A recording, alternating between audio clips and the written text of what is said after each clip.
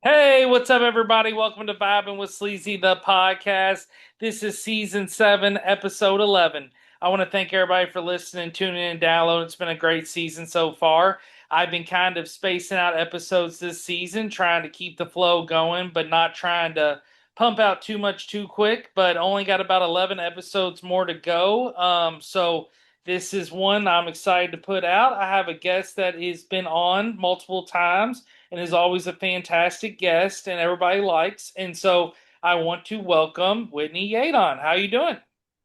Hey, it's doing good. Glad to be here. I can't believe you have 7 seasons already. That's wild. Yeah, I appreciate that. Yeah, it's been crazy. I feel like when I first started, I was like really didn't know how far it would go and I don't know, I came up with this theory like I need to do 21 episodes per season and sometimes it almost feels like a part-time job, but at the end of the day I enjoy it. It's just you're always amazing with scheduling, but it's just always trying to find scheduling with people and when people can have time, and then also like when I do solo episodes I try to theme them around stuff and trying to put them out like before a certain date hits, and so it can sometimes be a little crazy, and people always ask me like, oh, why do you take such a long break? And I'm like, because just pumping out them 21 episodes takes so long, and then it's like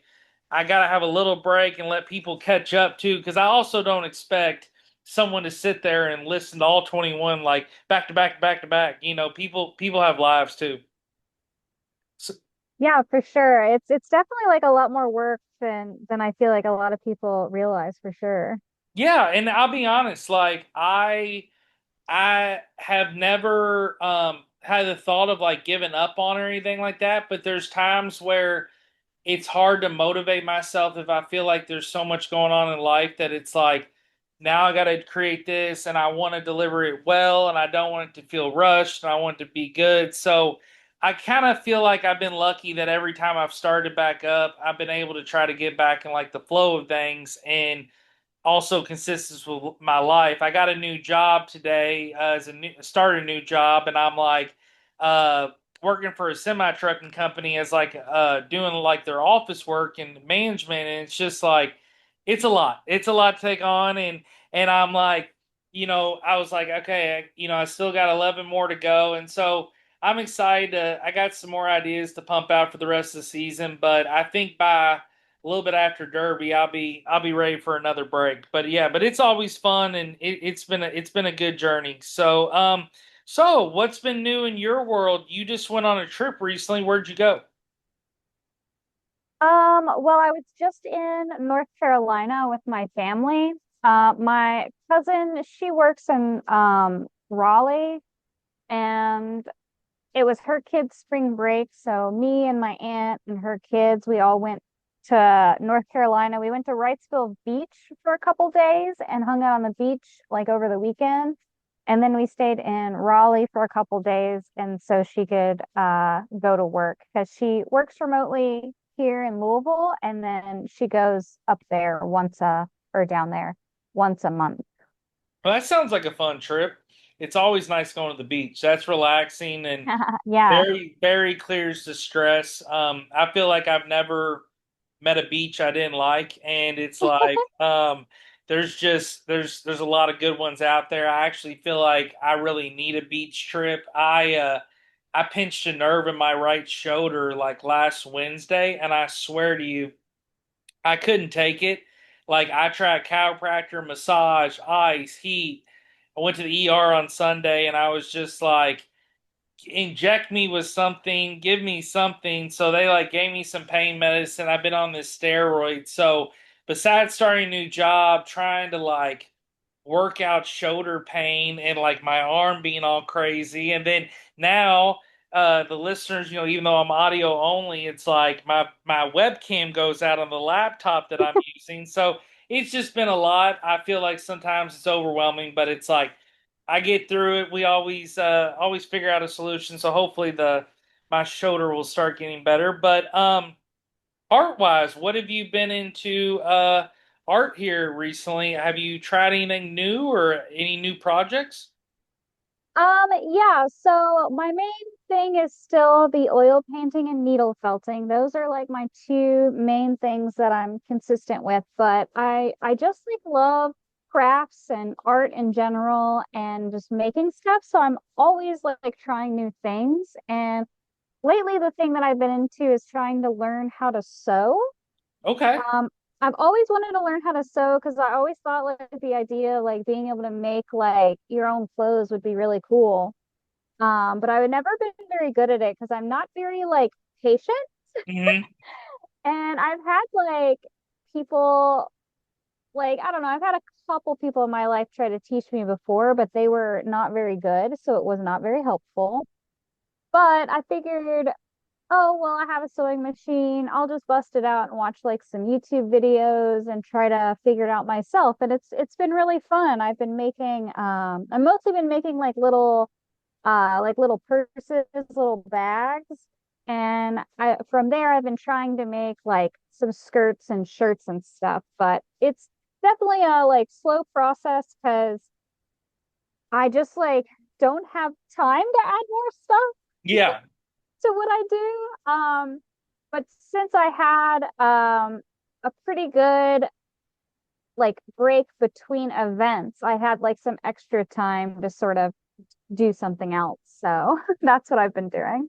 Well, that's really cool because you, like I said, you've done so well with your other art, and I always love discussing what you're working on, and you've taught me a lot about things, and besides just cryptids and felt and all that, it's just really cool everything you've taught me over the years. But it's cool that you're grabbing onto that, and I feel like you're somebody that has talent everywhere, like you can make something there, and if you get tired of making working on that type of art, you move on to something else. So that's always cool, and you can do so much with sewing. I remember when I was in middle school at Myers Middle School, shout out to Myers, which is not around anymore, but they had a little like a humanities class. I remember in that class, like you would bring, it was like sixth grade too, and we brought a baby home, and we had to like raise a baby for the night. And I always thought it was hilarious. Like my baby was African American, so I was like, that's pretty wild. Like that was the baby they gave me, and so I got to name it and like bring it home. And I was like, this baby's like, I was like, I guess I adopted this baby now. So I felt like I had this baby for so long, and I was like, it was only a weekend, and I remember the teachers just like, I'm going to teach you other basic like life things. But looking back, all I really learned in that class was how to raise an adopted baby over the weekend, how to make chocolate chip cookies in this miniature oven. And then they said, we're going to get sewing machines out. And they got sewing machines out from this closet, and they stick them down, and I'm like, what are we making? They're like, you're gonna sew a pencil case. Well, I sewed this pencil case, and I swear I kept it for a few years, and I remember I was so proud of it. But looking back, it is the most crooked, misshaped pencil case. I don't even think it would really carry a pencil for real. So it was just such an interesting class. I did not understand the dynamic. I didn't get like it. I felt like they just had no material besides like adopted fake babies, cookies, and like sewing machines. Are like, hey, we got a budget for this. We got to use it. So like, so and I'm like, I couldn't even. I mean, the only thing I think I could use a pencil case, like I could probably put one of the cookies in there I made, but I will say the cookies were bomb. They were good cookies. Nice. Yeah. I So had a similar class in middle school, actually. It was like a home ec class. I didn't have to raise a baby, but we did stuff like we got to like do like fashion design where we never made clothes, but we got like templates of like people and like drew our like fashion design ideas on there. And then we like learned like proper place settings and stuff like that. oh, that's interesting. Yeah, it was a pretty fun class. And I remember our teacher, everyone would always like, she was a nice lady, but everyone would always joke on her because she was always eating food in our class. Every single class, she'd have a different snack. See, I had a guy like I had someone similar like that my freshman year at Seneca because I went to Seneca my freshman year and transferred to J Town. But shout out to Eric Eisenminger of all people. I just randomly thought of that name because he's a good dude. Haven't seen him in a long time, but he and I Also, always. I'm sitting outside, so if it's like too loud, just let me know and I can go back inside, by the way. Oh no, you're fine. No, you're doing Sorry, I meant to mention that earlier. no, it sounds good, and like I said, Okay, no, cool. it's fine.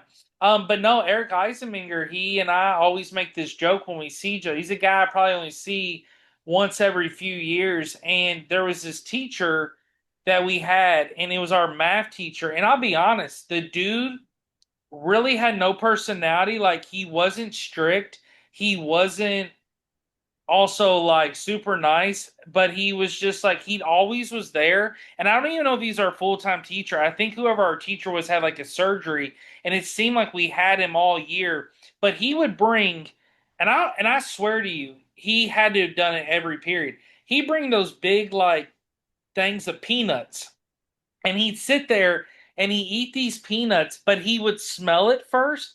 Every single peanut he would smell, and they're already like it's not in the shell, like they're shellless, but he like smell it, and you could tell it's like a nervous habit, and then he just like lick it a little and eat it, and we'd all in the class be like focused, and I don't think he even realized the whole class noticed it. And and being a freshman, you're like just thinking of like all the random stuff, and you're trying to like get used to high school, and it's like that was my first period, so it's like I get peanut man, and it was just hilarious. Like this dude just he would sniff it, lick, and I don't even know his name. I mean, I can't even like remember his name. That was so long ago, but Just a I peanut do guy. love some peanuts. Wow, that's awesome. Yeah, I mean, so do you feel like looking back, talking about school, you look back now and you look at the things that we need as kind of adults. Do you feel like I feel like they missed out on a lot of stuff they could have taught us that were actually like real world, like taxes, like stocks, like doing bigger than like it just feels like they just kind of threw stuff at the wall and was like, maybe this will stick with them. What do you think? Yeah, I feel like that sometimes for sure. I definitely think like at least like in college they should have offered like classes on how to live life as an adult.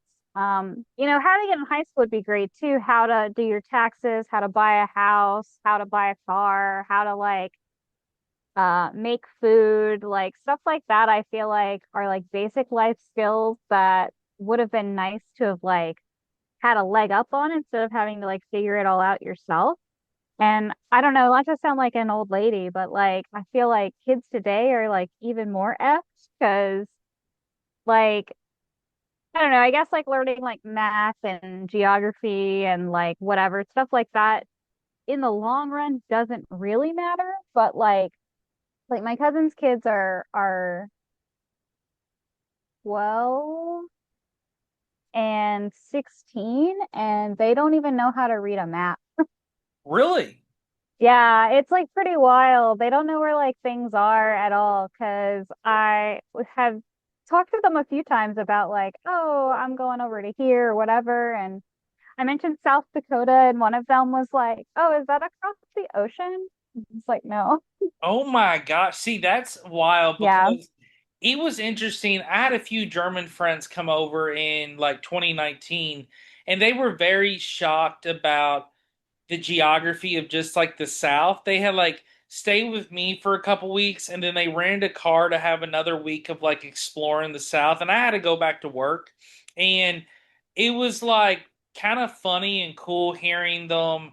They would report back to me each day, like, hey, we're here and we don't even know how we got there. And I would send them the map and I'm like, guys, like everything's connected. Like you gotta just and I think they kind of had more fun just GPSing and then realizing like, oh, we're close to this. Oh, but that's very far. And so it was interesting getting their perspective. And then we also played that game like I was like one of their friends, like we had the states out and like guess the state and a lot of them just it just I don't think they know this off the top of the head. But I also feel like for a lot of kids, and again, not to sound like an old person, but like a lot of that group, I don't think they can name those European countries. I think a lot of countries to them would be shocking where they're located because I don't Yeah. feel like that's probably reiterated as much. But growing up, I loved maps and I loved Rand McNally and like I think we were also really blessed with cool computer games like Oregon Trail, Rand McNally, like all these different things. You get, where in the world's Carmen San Diego? That was a classic. Oh, heck yeah. Yeah. That game is awesome. And you're using like mystery skills to find things. And to be honest, now tonight before I go to bed, I think I got to find that game because I have not played that in forever. I found Oregon Trail. If you go to the Oregon like tourism website, like Visit Oregon, or you Google like play Oregon Trail on Oregon website, it literally brings you there, and they have the Oregon Trail game full blown and like it's awesome. That's awesome. Yeah, and there's multiple I found the Oregon Trail game as a board game recently, and I was very curious about it. But I know that it's like, since it's a board game, it's not going to be like the same vibe. So I didn't buy it, but I was interested. you can make well the only thing I think you could make fun with the board game is a theme night where everybody dresses like a pioneer and you eat Oh, pioneer heck food yeah. and like have like play the music because here's the thing playing Oregon Trail you don't realize like your computer speakers work until you land at one of the landmarks and it starts playing this digital and you're just like oh my gosh this is loud but then it's pretty crazy how quick things can go bad in that game because one night I was a banker and being the banker you have the most money but you got to start further like away and the whole thing's going great everybody's eating hearty meals and everybody's healthy and my ox are on flat land because I didn't realize how if your land's bad, like you lose the trail because the ox goes crazy. Like next thing you know, one night I'm sitting there and I'm like, okay, you decide how long they rest. So I rest at like some little valley that was there by like the water. And next thing you know, I get this message and it's like thief comes in the middle of the night and steals 9 ox. Well, I have no ox now. I can't even move. And they're like, you can't continue the game until you trade for an ox. So then I have to give away like my clothes for an ox and I'm freezing cold, but I got this ox who, by the way, the next 150 miles are bad terrain. So it's just like the most crazy, like diabolical game. And the thing too, it's like I didn't realize either how big of a deal it is. They ask you like 4 different options. They're like, do you want to try to just float across? Do you want to try to use your oxen to float across? Do you want to fork or they call it like a falk or something, like falk the cork of the ship and get across, or do you want to pay a Native American to take you across? Well, here's the deal if you spend all your money at the gift shop thing to buy all the stuff, you have no money to pay the Native American, and he ain't going for free.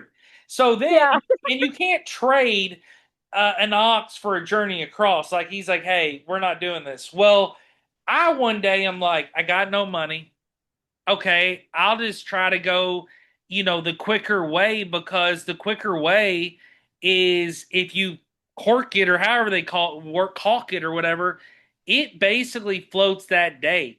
The other option makes you wait like 3 days. Well, if it starts getting cold, Oh, your wow. people are gonna die. So I've played this game so much recently that I've like mastered it. But I ride across trying to get just like, oh, I'll use the ox, we'll go across, we'll make it. Next thing you know, that water raises and you're drowning, and you get this message, and it's like, Rebecca, Billy Bob, Timmy, they have all died and drowned. You've lost 10 ox. You have 8 clothes missing. You've lost all your wheels. And you're just like, oh, this is bad. And then you're on the other side by yourself trying to trade just to get the wagon moving. And the diseases are so crazy. Like I it's really weird. Like I watched Billy the Exterminator, this really goofy show that was on A&E at one point. It's like this Uh-huh. punk rocker guy who was a like an exterminator in New Orleans down there, like in Louisiana. And every episode he's like he makes the things a huge deal. Like he'll walk in a place that has cockroaches and he'll go, "Oh my God, they're killing everybody!" And like he goes crazy. Well, I'm watching it the other day, and I have not heard that word dentistry or whatever, dentistry or the disease, whatever that's called. Dysentery? Dysentery, yeah. Dysentery? I Yeah. have a speech impediment. Yeah, that I word. know you're fine. So I'm literally watching Billy the Exterminator, and he's like, "We got to get these cockroaches out of here. You can get dysentery." And I'm like, "What the fuck? Like, that's the Oregon Trail disease." And I'm like sitting there thinking, I had no idea the cockroaches could give that to you. And then he's like, "There's 14 diseases, but that's one I worry about." And I'm like, "Are we really worried about that in 2025? Like, or Oh, yeah. 2026, whatever damn year it is?" Yeah. I'm like, it's Does crazy. dysentery really come from cockroaches? I had no idea. He says on that show, Billy the Exterminator, and again, don't I'm not quoting it, this is Billy, but he said it has 14 diseases, and they will basically like with their feces and with like just I think them around, they can cause breathing issues for people in the house, like from breathing. And what's funny was not funny, but what's crazy is like Billy's yelling about all this, and then the owner of this trailer that he's trying to kill these cockroaches is like, "Oh yeah, my three little sons here, they all have breathing issues." And Billy's like, "Well, we gotta kill these cockroaches." And the way he kills them is like he sprays a bait around because he's worried about killing the kids. But it turns out, literally, the cockroaches, the best way of doing it is using like a HEPA filter and shop backing them. And he starts shop Oh, backing them wow. into this thing. And basically, I guess they get trapped in there, and then he disposes them using this HEPA filter. And him doing that doesn't spread it around when he's got the thing, the vacuum going hard. So I'm always learning something random from these goofy shows I watch. That's pretty wild, but I mean, that's like a good thing to know, I guess. I mean, we had a mouse in the house at one point, and so I was like doing all kinds of research on like mice and like the things you can get from mice and how to clean up after mice and all this stuff. And apparently, if like you have like mice poop that you have to clean up, you're not supposed to sweep it because if you sweep it, it can like cause like toxins from the poop to get like released into the air, and then you can breathe it in and get like a I forget what the name of the disease is, but you can like get a disease from it. So you have to like be really careful when you're like sanitizing stuff that like a mouse has pooped on or peed on.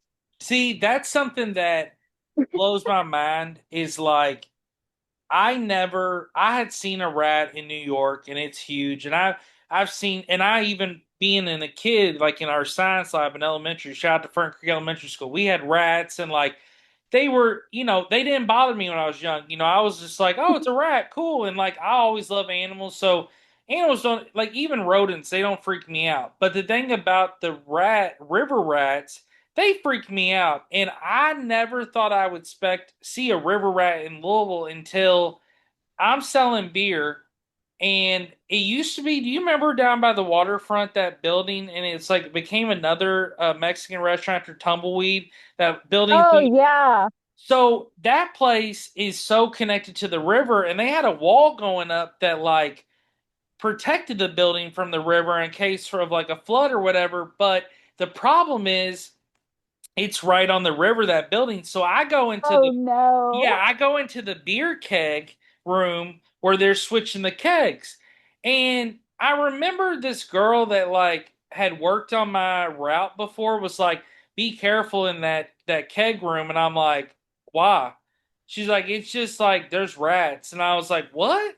So I didn't even think about it. Well, I'm moving kegs around, and I swear to you, I saw Danny DeVito in a rat costume in this beer cooler, and he had like a little My God. mustache and everything. Like it was like a mixture of Mario with Danny DeVito, and it freaked me out. And I Wow. realized, like, when I told Tumbleweed, they were like, "You wouldn't believe the things that we've seen in this building that we've had to get rid of." And I'm like, "Well, you need to get somebody in the cooler." And then like Joe's It's that Ohio River mutation. exactly, and Joe's Crab Shack is a very clean establishment. I never had issues, even though I don't like their food. Like I've never had issues down there, but they have that like underneath their restaurant that like it has like Mhm. storage, I think, for like when thunder happens and they got to bring out beer tubs and food storage and all that. And you would see stuff down there, but I just get yeah, down there at the river, those things can be freaky. Yikes. Yeah. I mean, I've only seen like we just had like tiny little mice and they're like so small. Uh, and we got rid of them. But I have seen a rat once and it was wild because I was like, holy cow, that thing is massive.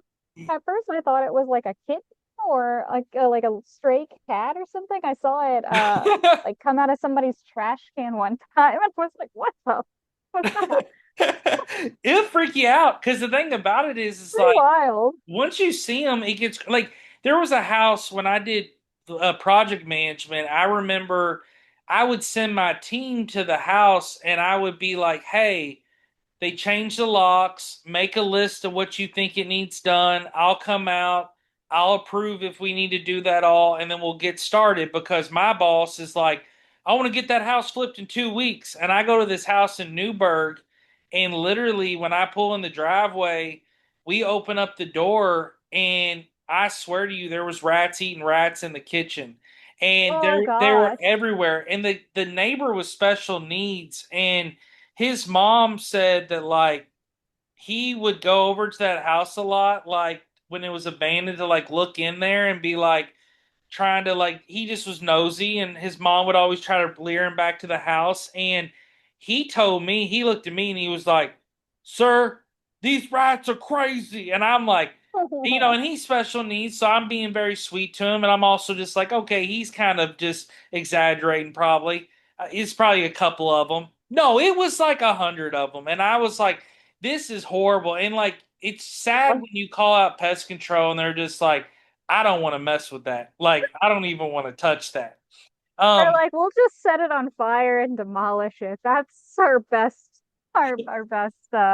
method of handling this. exactly. So, do you feel like you getting back into the art thing? On this show, we I talk. derailed, Oh yeah, sorry. I talk so many different topics. It's like I think that's what makes it fun each episode because it's like you're not just speaking on one specific thing. I kind of go all over the place. But um, with your art, do you feel like doing the events that you've been doing, which you've done some events, has that really helped the exposure? Do you feel like do you like the exposure you've gotten? Yeah, definitely. I think events are kind of like one of the number one ways that I get like exposure and stuff just because like doing social media and whatever definitely helps and is fine, but I always feel like when I meet people in person at events, they really like I always try to like really like connect with people when I meet them. I always try to talk to everybody and chat with them and really like make an impression on them so they know that like, oh, it's a person that Mhm. makes this art. It's like a human person who like has a life, and I think that really influences people to follow me as well as like liking my art and then going and doing events. I try to like branch out every year and do some different events in like different places. And I think that helps sort of um expand my following for sure. So What has been your favorite event recently that you've done? Have you been enjoying doing the Popelik Monster Festival? That's what it's called, right? Or Goatman Festival? yeah, the Goat Man Festival is great. Unfortunately, I won't be able to do it this year, and I'm super bummed out about that because it's a great festival because it's local, it's free, it's outside, it's a lot of fun. And they have like a lot of different events going, like a lot of different things going on at that event, which is really fun. It's not like just a market. But yeah, this year I October is always a really hard month because that's the month everybody wants to put their event on. And so Goatman was supposed to be the 10th and the 11th. So I had blocked that out and I had booked some other stuff. And then the guy that runs it decided to move it to a different date. And the date he moved it to, I already had booked and paid for a different event. So unfortunately, I'm not going to be there this year and I'm very sad about it. Yeah, because I felt like that was the one that you really enjoyed, and and you are Definitely. the Yeah. I feel like you are the cryptic queen. That's what I like to. That's what I call you. I just like that Well, thank you. you know all about cryptids, and I think it's so fascinating. I actually was so excited for you to be on because you're an amazing guest, but also I wanted to share with you. I found a guy on YouTube that I think was up your alley. I think it's something that you could watch when you're bored, watch when you're making art, just even in the background. It's called the Mystery Man channel. Have you heard of this? And Oh, oh, so that's what not it one I've heard is, of. there's like in the I'm bottom big left into corner. YouTube, so Oh yeah, I love YouTube, and I'll tell you this, and I want to verify that I want to tell you the correct channel because it is so. Let's see, the Mystery Man channel. Let's see. Yeah, that's it's called. Oh, not the Mystery Man. It's called Mystery Man, and he's got 154,000 subscribers, about 400 videos. If you look him up, it's at Mystery Man 1111. So with four ones after it. And the thing about this channel that is so fascinating, it's this little. It looks like almost like a old school. You know them old school hockey masks that are like kind of oh flat. yeah. Yeah. So Okay. that white hockey mask with the eyes, that cartoon character is in the bottom left corner of all of his videos. And it is Yeah. actually how he narrates the videos. So the whole time the video's talking to you, his little mouth is talking the whole video. And it's kind of at first it's kind of cool, then it kind of creeps you out, then it's kind of cute. It gives you all these different, then you're just like, hey, I kind of like this little dude being down there. But what the videos are is like I've been on this kick of finding the top, like it'll be like the top 30 most scary Appalachian Trail encounters. Like I've been really digging into the Appalachian Trail of all these things people see. They see cryptids, Yeah. they see all these crazy things. And what's wild, there's other goat man sightings other places. There's also like Yeah. I was watching one of these Mr. Man videos the other day, and there was literally like a group of four, and they're walking, and they kind of stop, and they're like at a campsite, and they see over in the distance, probably like a good 70 yards from them, and it's just something walking upright, but then it immediately gets on all fours, and it freaks Yikes. them out. And to be honest, most of these videos, they're not. I've watched it with a couple people and they're like, "Well, this one don't seem real and this one seems a little bit." And I'm like, "No, the more you watch, it really like is actual footage people submit." And I kind of rather it be amateur footage and he narrates like what this person went through, and it's a really fun way to watch scary stuff, but it also really kind of keeps you on edge because it's so interesting because like the more you've taught me about cryptids, the more I've explored like and we discussed this on the last like West Virginia and a lot of these places and on the Appalachian Trail have these mysteries. And there's certain things I've learned recently you wouldn't do when you start getting ventured out into the woods on the Appalachian Trail. Like number one, they say don't ever. There's a lot of abandoned staircases. Don't ever walk Yeah. up on those because it can either take you to somewhere else or when you get up there, it's like a bad omen. And then there's also things where people say you'll hear like in the woods like somebody just screaming, "Hey!" And it's like it's people trying to like holler at you, but then people are like, oh, it's just someone maybe messing with somebody or it's somebody dressed up. But it seems like there's a lot of secret ways that people get around in those areas and just the trails alone, I feel like there's just something about it. It's almost like the Bermuda Triangle. It's almost like, you know, places where you can't really explain what's happening.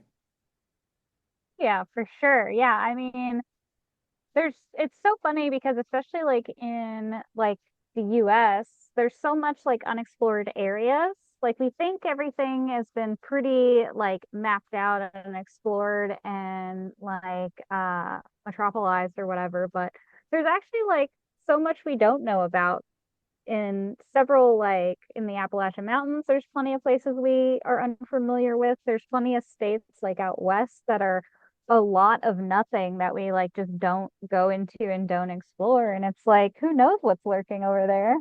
100%.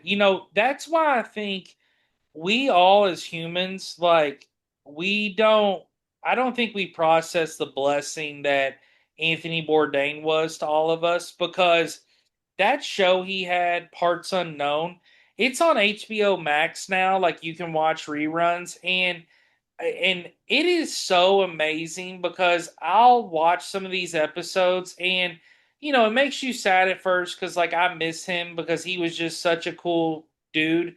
But it's like Yeah. these places he goes on, these Parts Unknown, are places that you and I wouldn't just pick as a quick vacation spot. Like, he's really exploring things, but like my least favorite state in the union is Mississippi. I've been through it a couple times. I've never been a fan. However, watching his Mississippi episode recently really woke my eyes up to how much change has happened there, how much dark history's there, but also how there is places to explore and things to see. And but you also, another thing you notice on those, just kind of a side note with those Parts Unknown, is like a lot of these places that Bourdain went to, if you look back on the episode and like Google the places in each one, a lot of places are closed because of COVID and didn't make it through, or the owner that Yeah. maybe was featured in the episode died. To kind of spin off of that, what are places that you think, if you had unlimited money, like if you had unlimited time and travel, what are like three places you think you want to go to that would inspire you for art? Like, that you feel like Oh you can man. make your best art there if you had the freedom, the time, and finances to do it. Well, number one would be Iceland because that's my like dream destination. I've always wanted to go to Iceland and just tour the entire country. I know that like most of the population lives in Reykjavik, which is like their main city, but you can get tours to like the more um not like obscure parts of the country, but the less populated parts. And it seems just like a absolutely beautiful country with like just the most wild scenery. And just being able to explore that, I think would be amazing. Yeah. So that is always my number one. I also would love to go to Italy. Again, I mean, like, so Florence, Italy is kind of is like the capital of the Renaissance. And so most like brilliant people that came out of the Renaissance were in Florence, Italy. And so since it's kind of like a mecca hub of like the art scene in general, I feel like that would be super inspiring and just like really surreal to be there and be where several of the great artists once roamed around and painted and learned, and that would be very cool. And then my third place would probably be, man, I want to travel everywhere. Yeah. Um, Oh, yeah, for sure. maybe it would be between New Zealand and Japan, probably. Japan, I think, would maybe be too overwhelming for me because I am more introverted and I'm not very, it like seems very busy and chaotic, which is just not my vibe.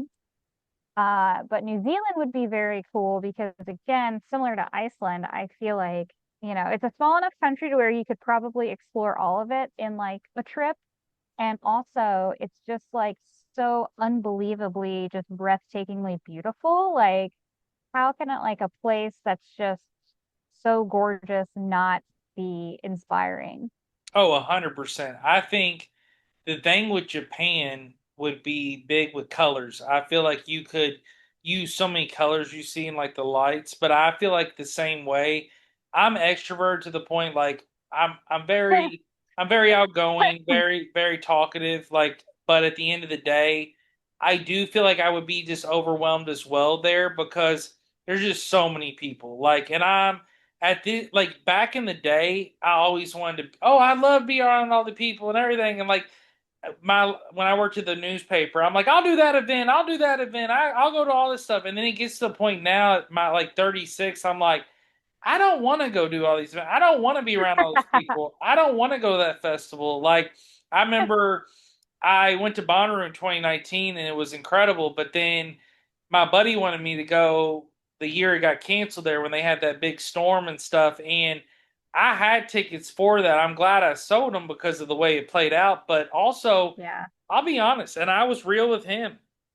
I just had anxiety going in, like didn't think I could do it again. Like I knew I could do it, but it's a case where did I want to do it? You know, the camping Yeah. out and it's a lot. And in the recovery, I have no regrets. And like I said, Bonnaroo 2019 was one of the best times of my life. But it's just the the recovery is just so crazy. But those Oh yeah. festivals definitely inspire you to be creative and do things. And the other thing I was going to ask you with art, like here recently, um, when you look back on like the things you created and stuff, um, do you feel like we were talking into YouTube and stuff?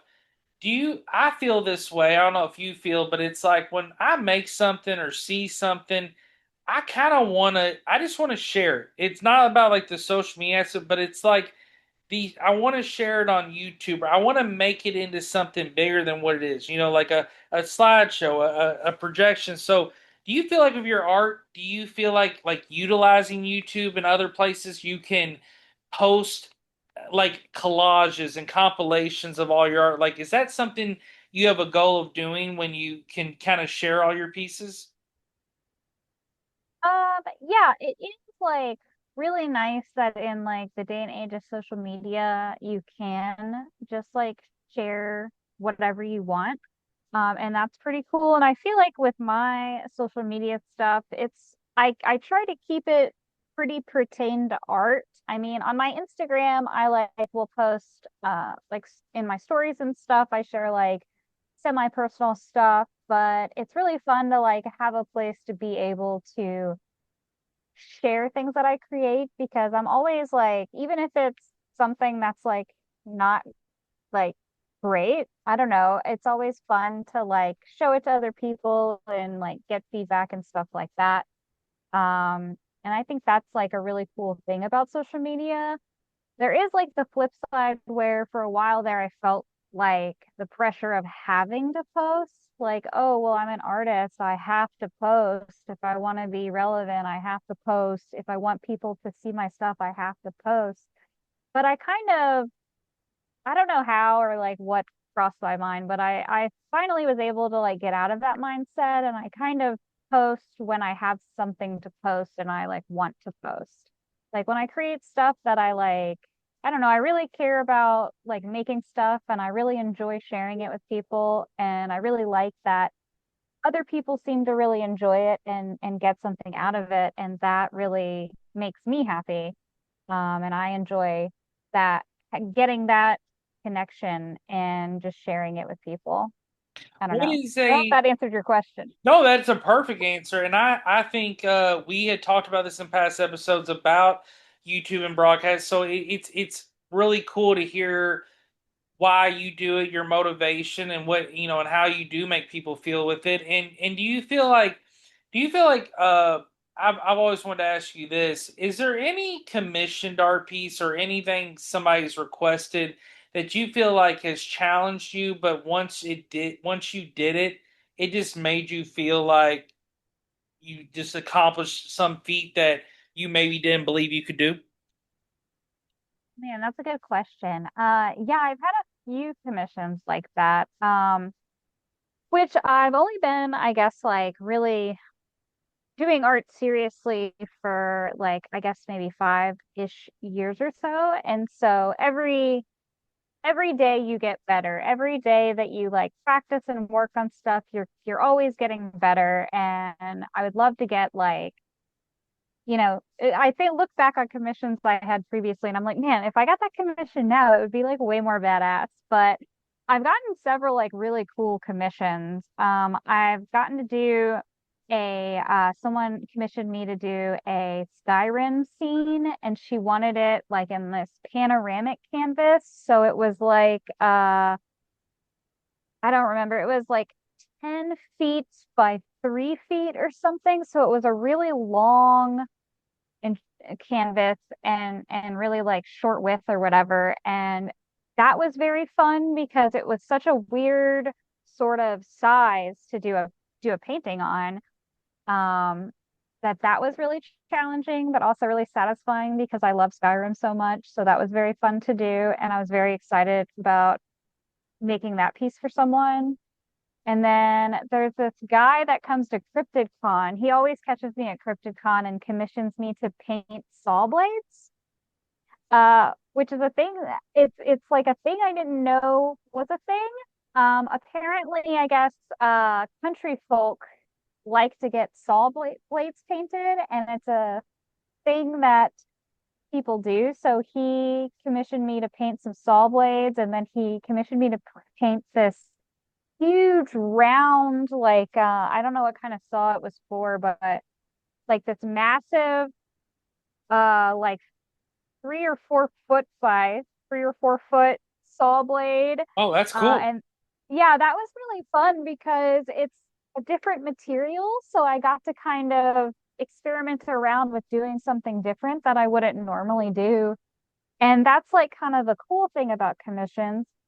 You are kind of not like being forced, that sounds bad, but like you're having to think about something a little differently because you're painting something or making something that you wouldn't necessarily think about making or like want to make, but it's something somebody else cares enough about to give you money to make. So you kind of have to look at it a little differently, and it makes you sort of like work harder on it and try to think about how to best approach it. And then Riley from What Makes You Smile, he commissioned me to make this pretty wild like painting. He wanted all of these.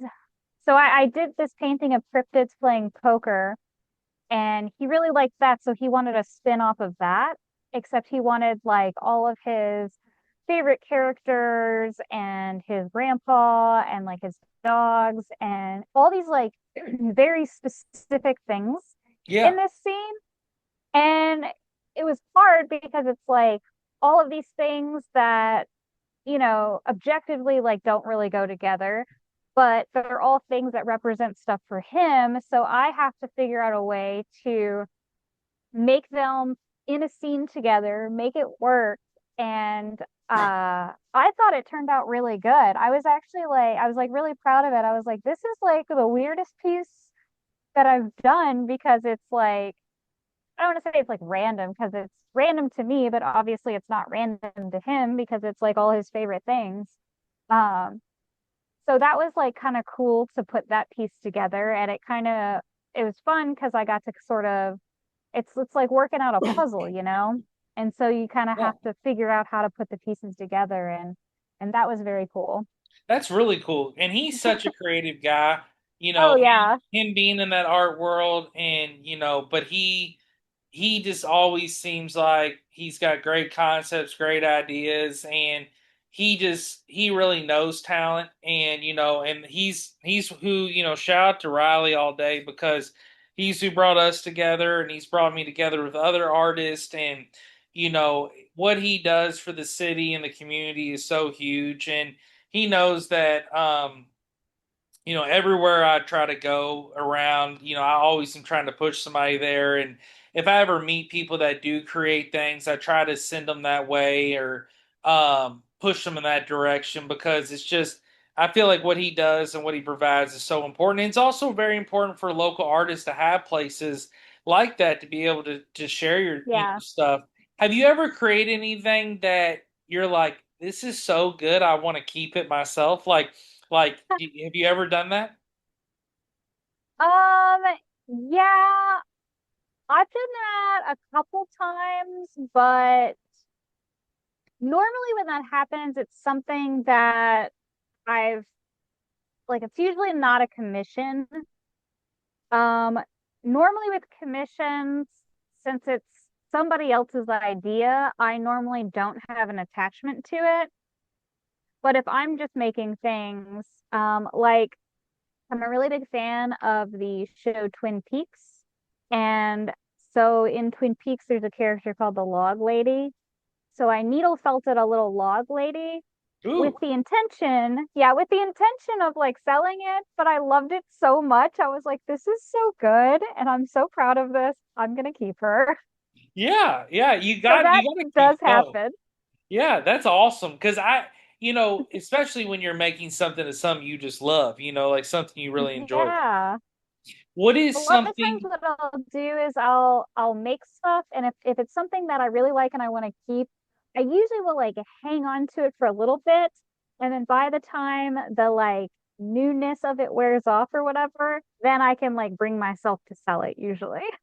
Now, do you feel like at this point, with you developing the skills that you've had with certain art sources like oil painting, felt, um, do you feel like you can now with sewing?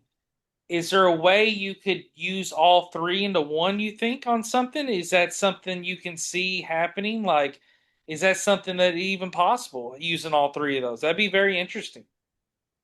Um, Very possibly. I mean when you're talking about art, I mean you can pretty much do anything. Very true. Um, it's all about like the concept and the process for the most part.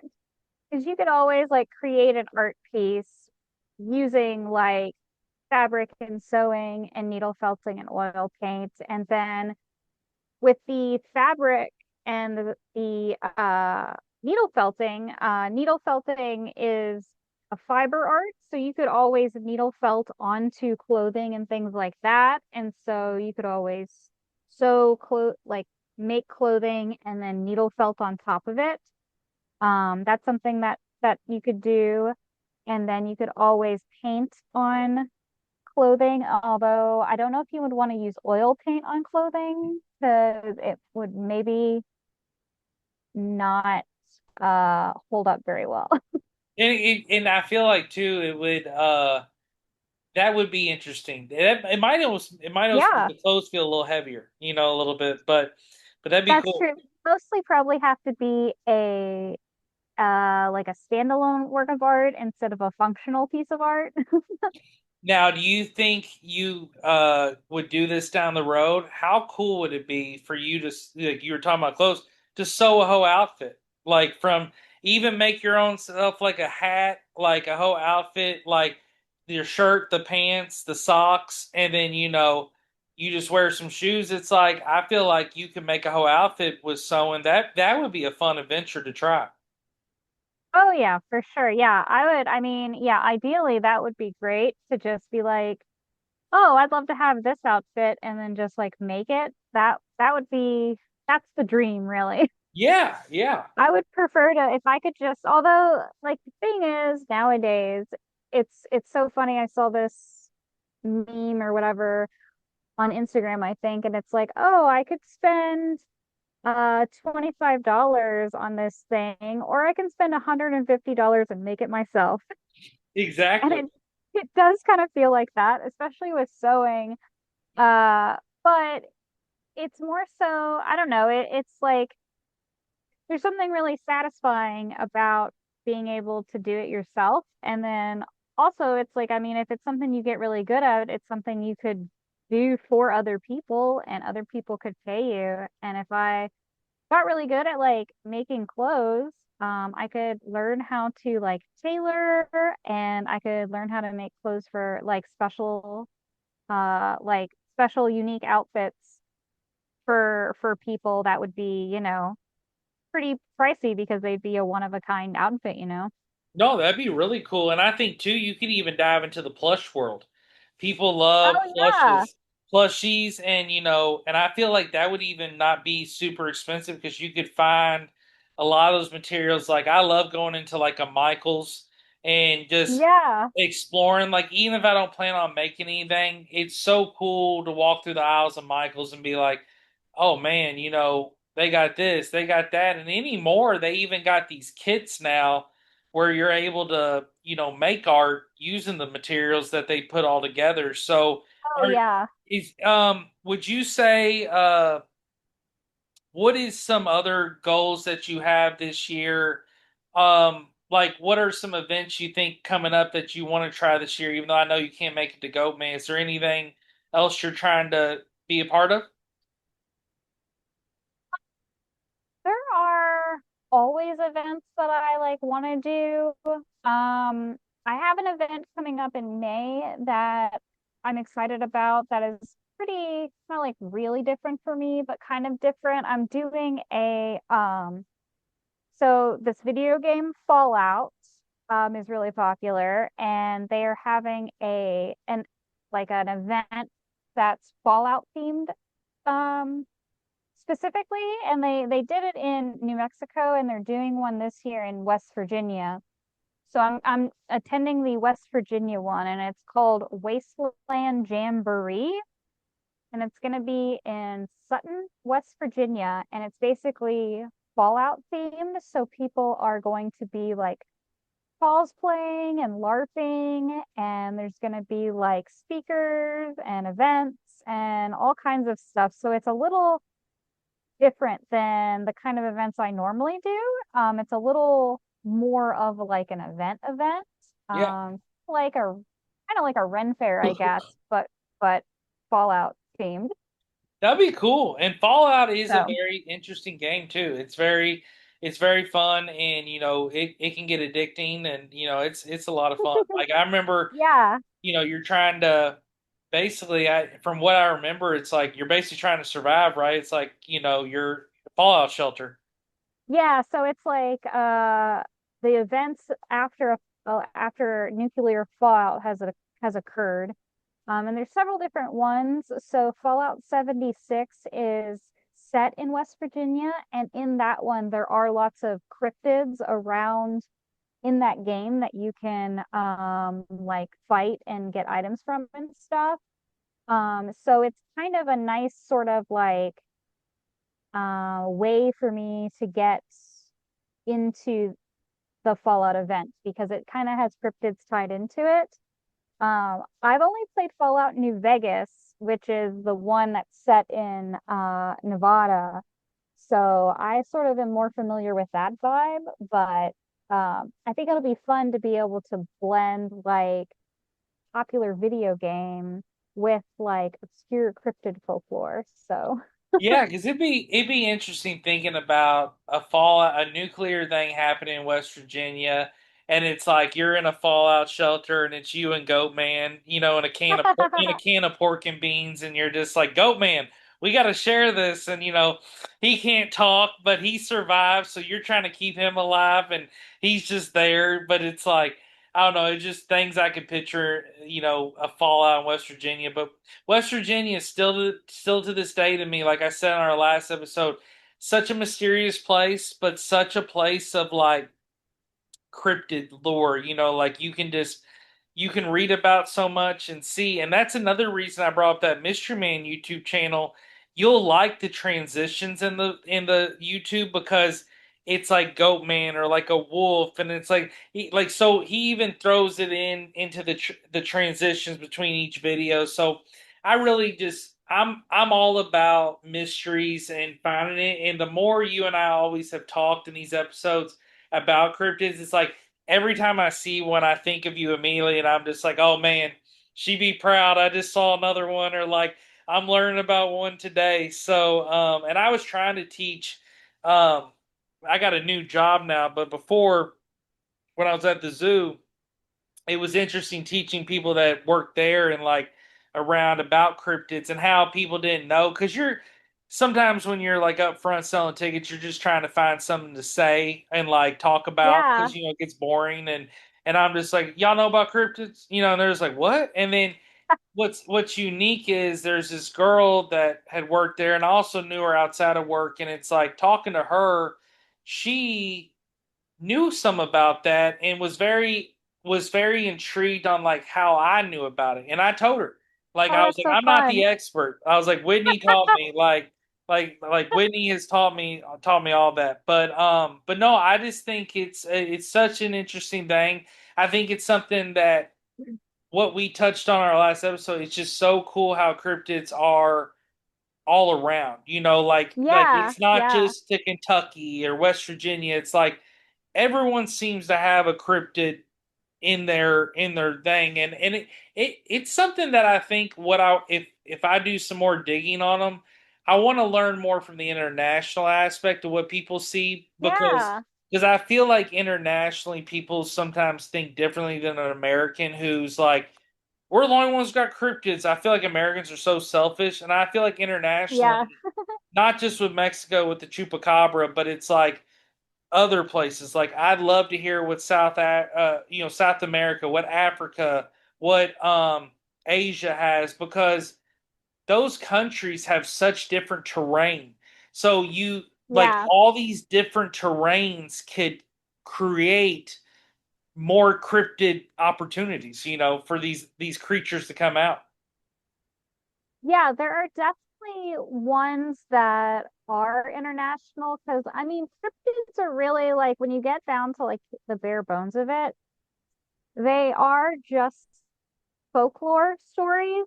So just like anything, it's just a oral history that's passed down throughout the generations. So just tales of people telling people of crazy things they've seen. And then as the story gets passed around, it's kind of a game of telephone where it changes and transforms, and all of a sudden it was a creature and it looked like that and it looked like this and all kinds of stuff. But I know that I had looked before at some like Italian ones and some Australian ones, and I know like the only one I can think of is Australia has this one called the bunyip, that isn't like popular, I wouldn't say, but that's like I guess like one of the most well-known like international ones, and it's just like a swamp creature Okay. that is around in the swamps, and he has like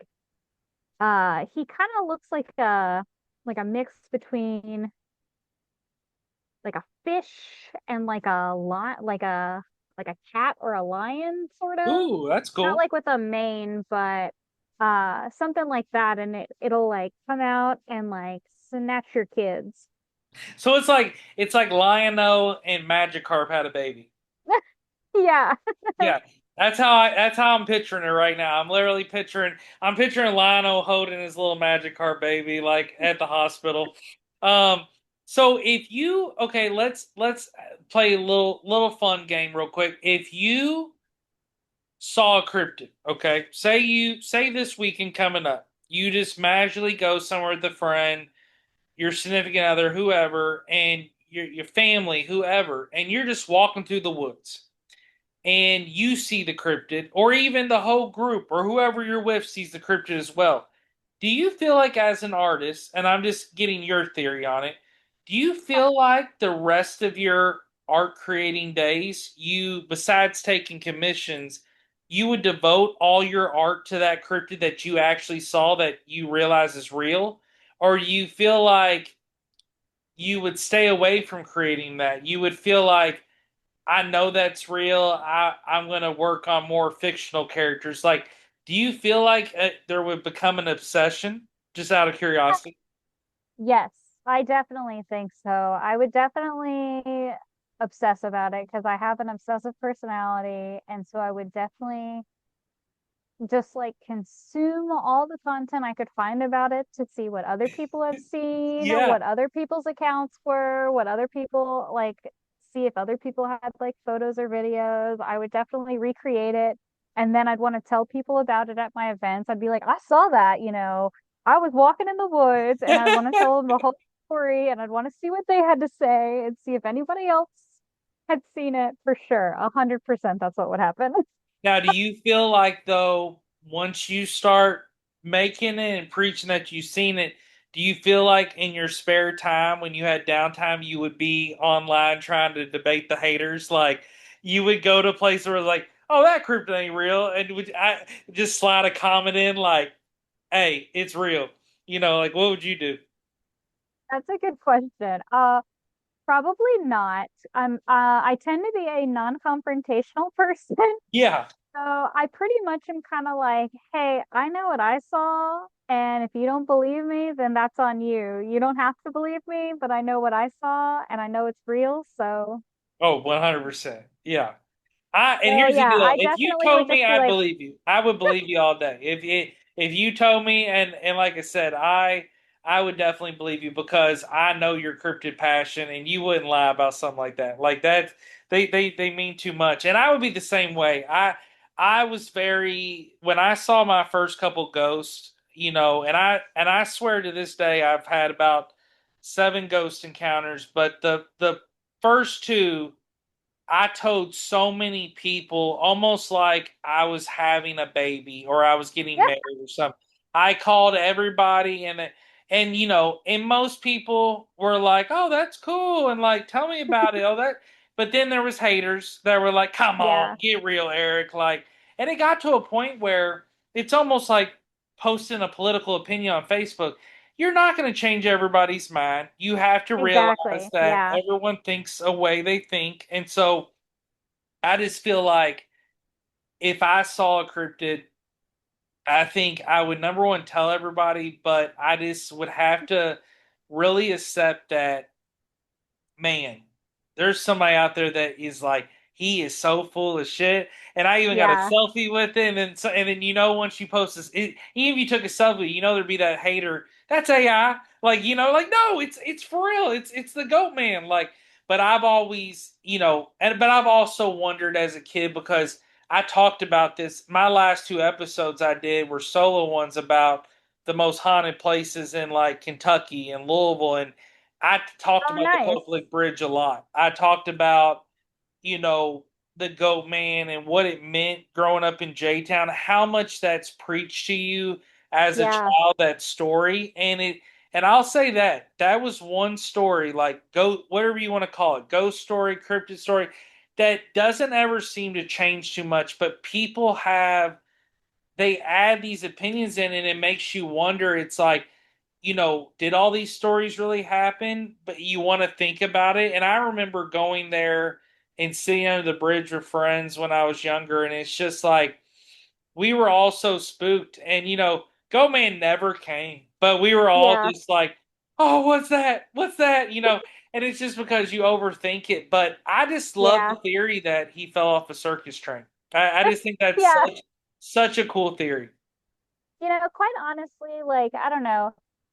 I don't necessarily like believe in a lot of like the cryptid stuff, but honestly, it's just like more fun to believe that there are possibilities of things we don't know and don't understand out there because I mean, there's so much in the world that we don't know about and that we don't understand. Why isn't a goat man a possibility? It's kind of just makes life more fun and more interesting to believe things. I don't know.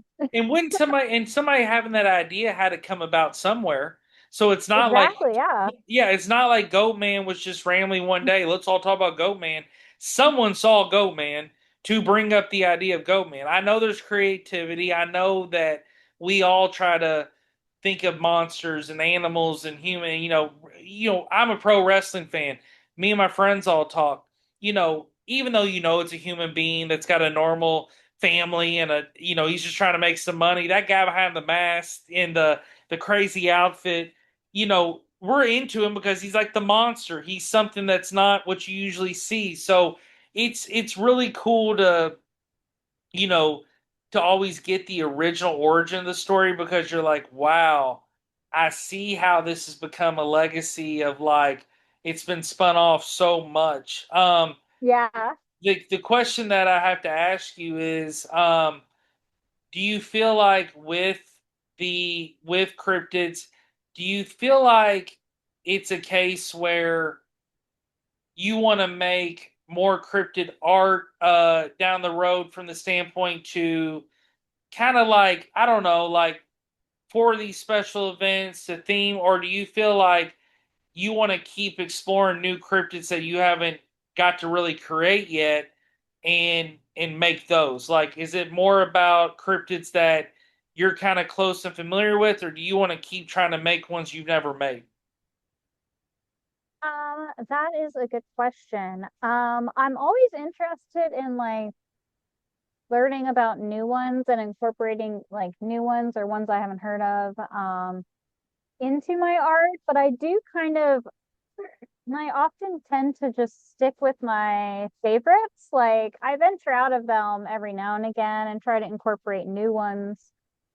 But yeah, I don't know. I have like my favorites that I kind of like to stick to, and I kind of like to make them my main focus, I guess. I don't know why it has happened that way, but it has. But whenever I do learn about new ones, I always do like to try to make some new art about them. The only problem with that is that as far as like selling art, a lot of people don't know like the more obscure ones.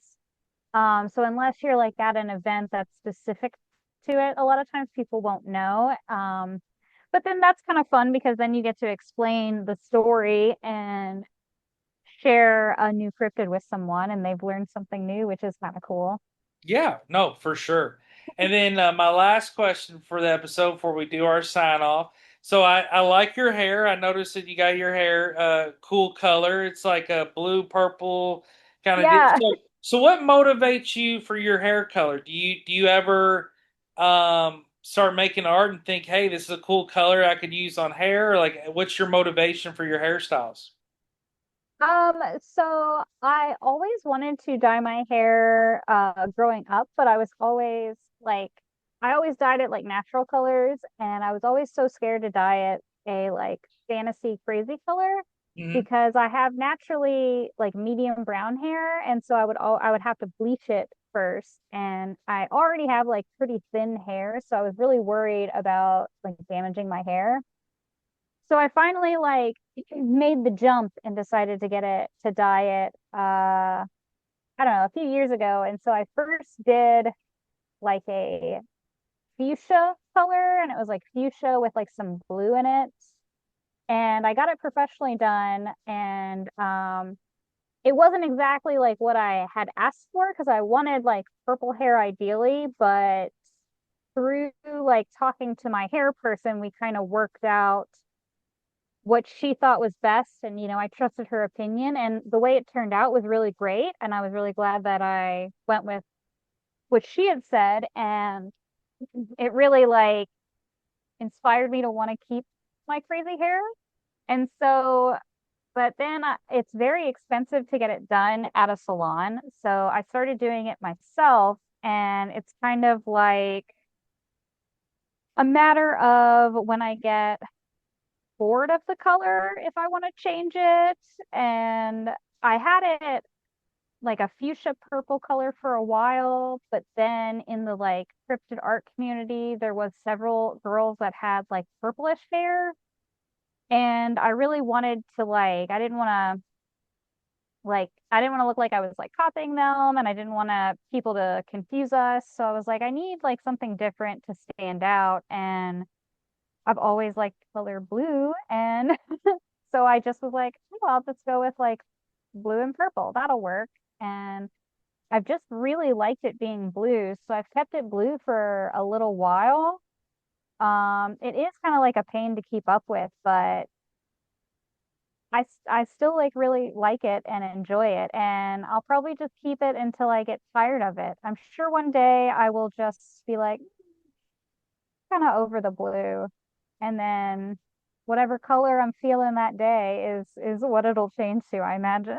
Well, it's cool. I really like it, and Thank you. I think it's cool hair too for an artist, and I think it just shows that you also share that, creativity in your own life as well. So, like your lifestyle and your dress. So that's It's really cool. funny because I forget about it being blue like all the time because, I don't really like look at myself. Mhm. So sometimes like when I'm at shows and stuff, people will like comment on it and I'm like, "Oh yeah, oh thanks. Yeah. Thought I had blue hair." Yeah, no, that's fun. That's a lot of fun. And I'm actually the same way. I want to dye my hair a crazy color. I don't know what. Now that I'm kind of in this new office setting, I think it's something where I have to wait a little while, get to know the team a little bit more, and like, Yeah. but I've also always had the dream, and I think it's just because I was an Eminem fan, but it's like I've always wanted to do the Marshall Mathers bleach blonde one Yeah. day, something crazy like that, and Do it. and even blue for I remember actually talking about Bonnaroo again. I remember in 2019, that's the last time I'd ever dyed it. I dyed my hair pink and had purple in it for like the last couple of days, and but I was like having the time of my life, and I didn't give a shit what I looked like. I was like, I'm having Nice. fun. I'll spray it another color. So, but that was a lot of fun. And Yeah, coming who back, cares? people were like, "Man, you really did dye it." I'm like, "Yeah." I'm like, I'm trying to get it out. So it was a lot of fun. But no, I want to thank you again for coming on. You're always an amazing guest. It's always fun getting an update from you. I'll be doing season 8 down the road, so you'll be back. And I just want to again thank you for always the opportunity, and you always make it very interesting, and you always give great answers. So I'm very excited to see where your art takes you this year. But if you want to give the listeners a little sign off and how they can reach out about art and see some of your stuff, give a little sign off there. Sure, yeah. I really appreciate you having me on. It's always a really fun time and I love doing the podcast. So thank you so much for reaching out to me. Yeah, And if anybody is interested in checking out my stuff, you can find me on Instagram. It's at Whitney Yadon Art. And it's Whitney and then Yadon is Yadon. No one knows how to spell it. So, and it's yeah, just Whitney Yadon Art.